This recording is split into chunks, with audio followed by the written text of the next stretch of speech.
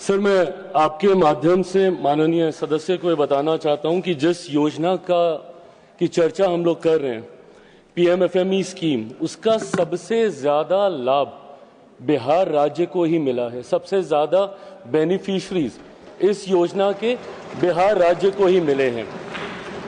इस योजना में, जैसा एमओएस साहब भी इसका जिक्र कर रहे थे, कि छोटे उद्यमियों को एक व्यवसाय स्थापित करने का व्यवस्था इसमें हम लोग प्रोवाइड करने का प्रयास करते हैं।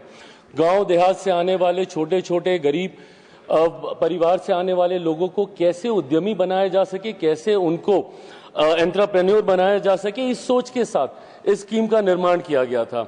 ऐसे में पोस्ट हार्वेस्ट लॉसेस को किस तरीके से नियंत्रित किया जा सके, ऐसे में किस तरीके से उत्पादन की शेल्फ लाइफ को, उसकी गुणवत्ता को और बढ़ाया जा सके, इन तमाम चीजों को मिलाकर इस योजना को स्थापित किया गया है।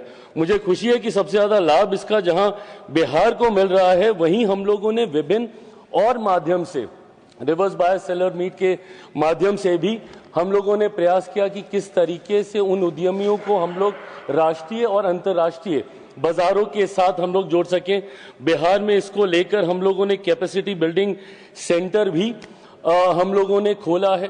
साथ ही में मुझे खुशी है कि हमारे विभाग की सबसे महत्वपूर्ण निफ्टम, एक ऐसा इंस्टीट्यूट जहां पे फूड प्रोसेसिंग को आप बढ़ावा देते हैं। लंबे समय से सर हमारे विभाग की मांग रही थी कि मात्र अभी तक देश में 2 निफ्टम है, एक कुंडली में है हरियाणा में और दूसरा तांजावुर में है तमिलनाडु में। तीसरा निफ्टम इस बार के बजट में ही माननीय वित्त मंत्री जी के द्वारा इसकी घोषणा की गई है कि तीसरा निफ्टम इस बार बिहार में खुलने जा रहा है, तो अगला निफ्टम बिहार में आएगा। साथ ही में हम लोगों ने मखाना बोर्ड का जिक्र किया। सबसे ज्यादा उत्पादन मखाना का बिहार से ही होता है, तो ऐसे में इस बात को सुनिश्चित किया जा रहा है सर कि किसी भी तरीके से बिहार ही नहीं, देश भर में जो भी छोटे उद्योग इसके साथ जुड़े हुए हैं, उनको किसी तरीके का कोई नुकसान।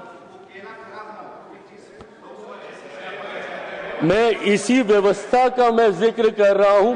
मैं खुद हाजीपुर से आता हूं। हाजीपुर का केला हो, मुजफ्फरपुर की लीची हो, भागलपुर का आम हो, हमारा मखाना हो, कैसे उसको हम लोग सुरक्षित रखते हुए उसको वैश्विक बाजारों से, राष्ट्रीय बाजारों से जोड़ें, उसके लिए इस व्यवस्था को तैयार किया गया है। और इसमें सबसे महत्वपूर्ण भूमिका हमारी पीएमएफएमई की स्कीम इसमें निभा रही है। अलग और स्कीमों के माध्यम से भी, प्रधानमंत्री किसान संपदा योजना के माध्यम से भी हम लोग उस व्यवस्था निर्माण का हम लोग प्रयास कर रहे हैं। कोल्ड स्टोरेजेस का आपने जिक्र किया, वो पूरी चेन हम लोग प्रोवाइड करने का हम लोग कार्य कर रहे हैं। Thank you sir.